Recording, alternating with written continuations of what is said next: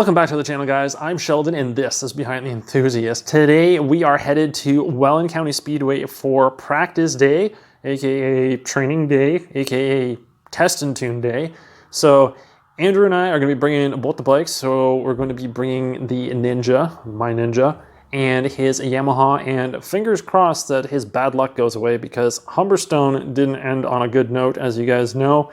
So hopefully today goes well. It's a little bit gloomy out. We're hoping for the sun to come out a little bit later. So probably gonna have a lot of footage of me riding around, and I will basically just tell you guys how things went, but it will give you guys a true behind the enthusiast look at what it is like to race flat track, practice, try different lines, dial things in and really hone your skills at this really awesome sport. So let's get into it.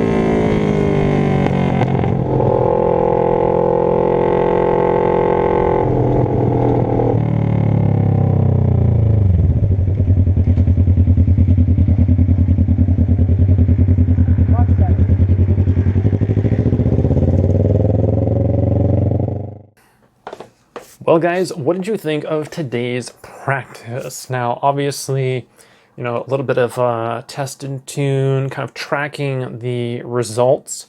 I ended up using my phone to do a lap timing, and basically I did the split lap. So I had, I would say, pretty close to 10 laps every time I went out, and I had 3 sessions. So you guys will notice that I put the best times after each one in the video. So the first session ended up being my best one. That was 23:18, I believe. And basically I just went slower and slower as the day progressed. Now, I did try different methods of going around the track. So in the first round, I basically did what I normally would have done, and that is hard acceleration, cutting the throttle early, then going into the corner.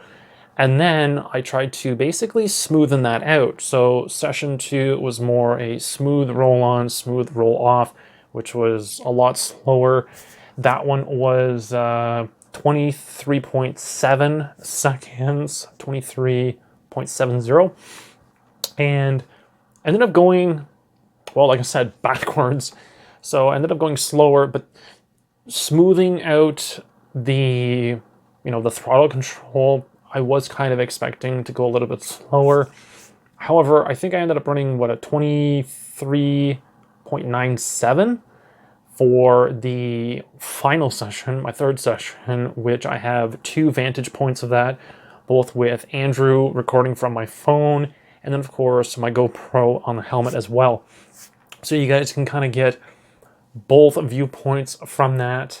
There was a few times where Andrew was switching hands, and so the camera wasn't perfectly focused on me, but it definitely gives you guys an idea of the lines that I was taking, both from my personal point of view and the trackside view.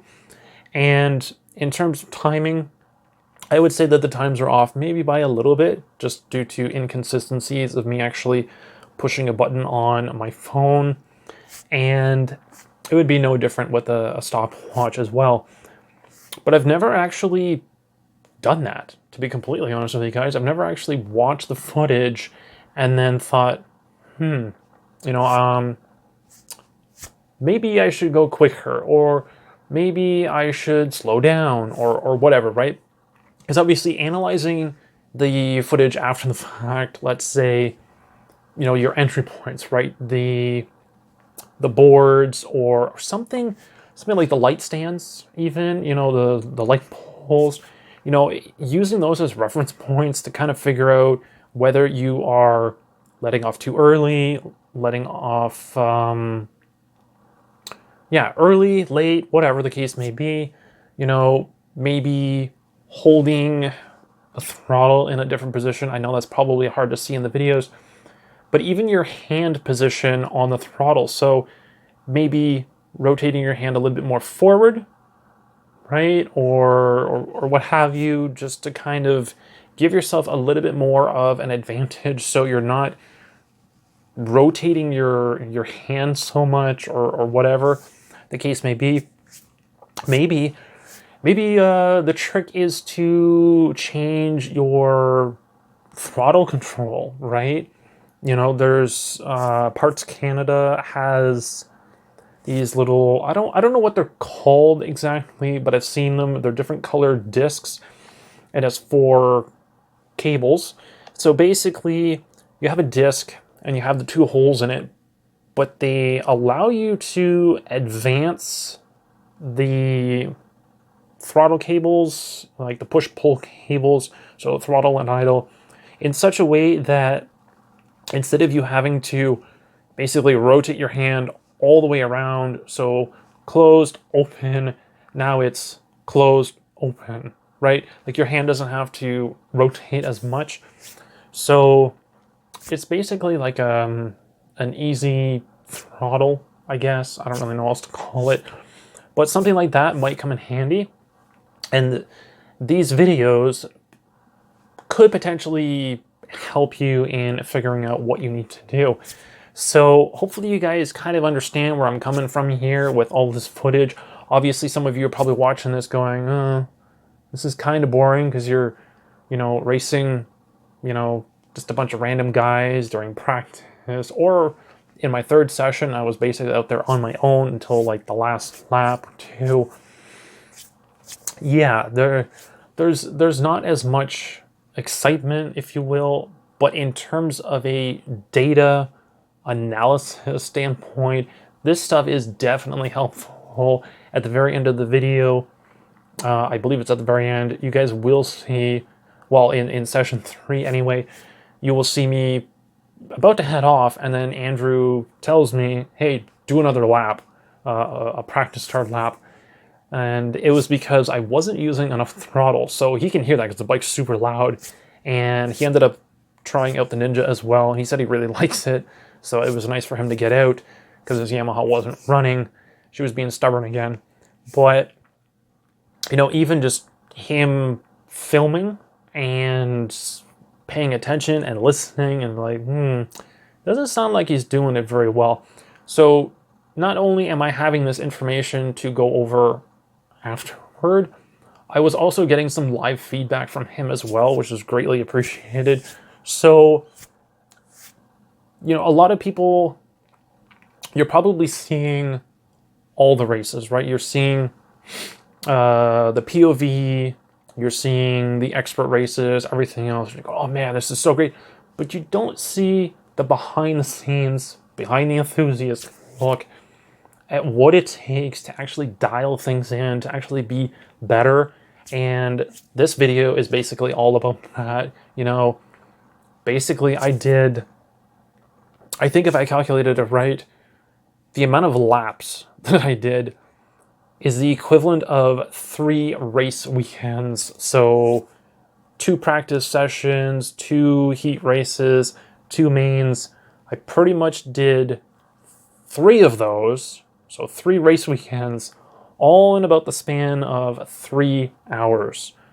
So second session, my leg, honestly, I couldn't even put my foot up on the foot peg anymore. So that was a huge indicator that I was overdoing it. So I ended up sitting out for quite a bit. And then that last session, I did try going on Highline, which you guys can see later in the video.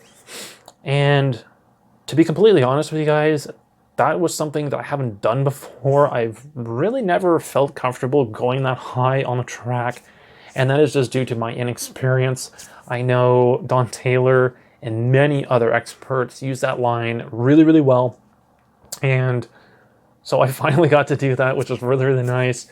And on the Ninja of all bikes, so that was pretty gnarly. But definitely for me, I felt there was improvements. I felt that I was expanding my skill level and the lines that I can use. Felt really, really comfortable on the bike, despite going slower as the day went on. And that could just be due to the bike needing to be used in a certain way to maintain a, was it 23.18 or 23.17.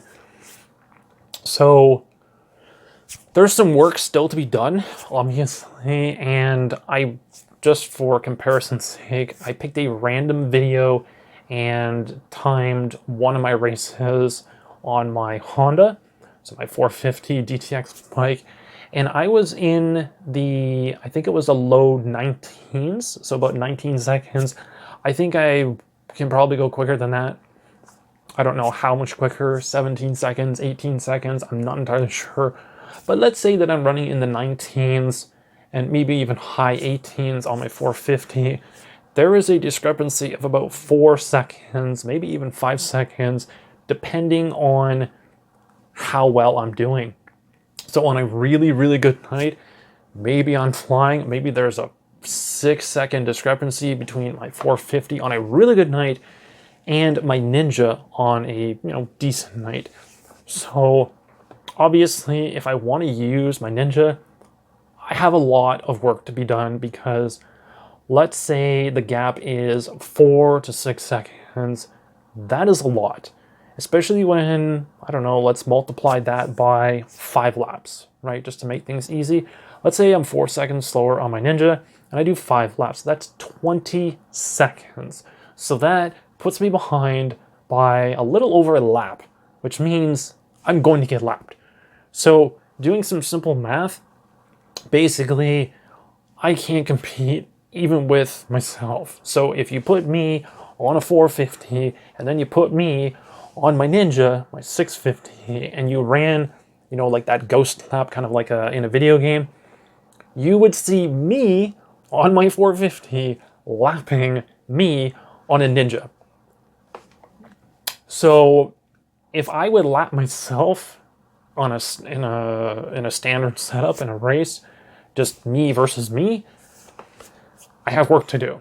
So this is the type of thing that is really valuable when you guys are recording practice days with a helmet cam, or having someone else maybe go over to the inside of the track or even the grandstands, wherever, on a practice day. And when you go out, standing there with a stopwatch and timing every lap, and maybe have a clipboard and writing all the times down. Something that I think a lot of people should be doing more of. Some people don't do that. I don't even know of anybody who does.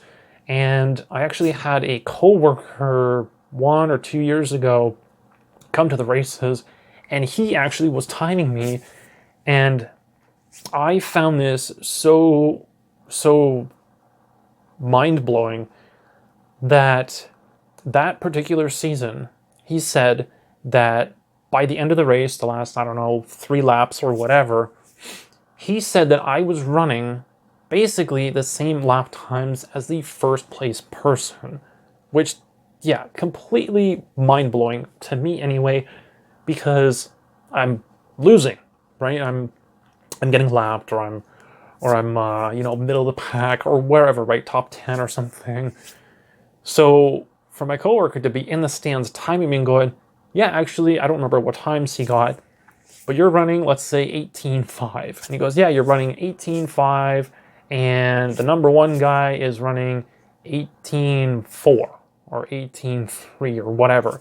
So for me to actually be keeping up with the first place person at some point, one of my seasons, I don't remember which one, that basically means that provided I don't fade later on in a race, my starts, so, getting off the line properly, keeping those revs up, as Andrew pointed out, a lot of that is putting me far behind in the beginning, and it's making it really difficult for me to be competitive and to stay up with the front runners. So, taking all of that information into consideration, I definitely have some work to do. So, yeah, I have some work to do. So, hopefully you guys liked this video. If you did, make sure to smash that like button so I know that it's working. If you guys have any comments or questions, whether you want to comment on how I was riding, or maybe what you guys do as well to kind of up your game, cut your lap times down. Maybe if you guys even have any recommendations on how to close the gap between my 450 and my Ninja. It's about 4 to 6 seconds depending on the night. So I might need some help with that one. And other than that, be sure to subscribe so you guys don't miss out on future content on the channel. And I'll catch you guys in the next one. Thanks for watching.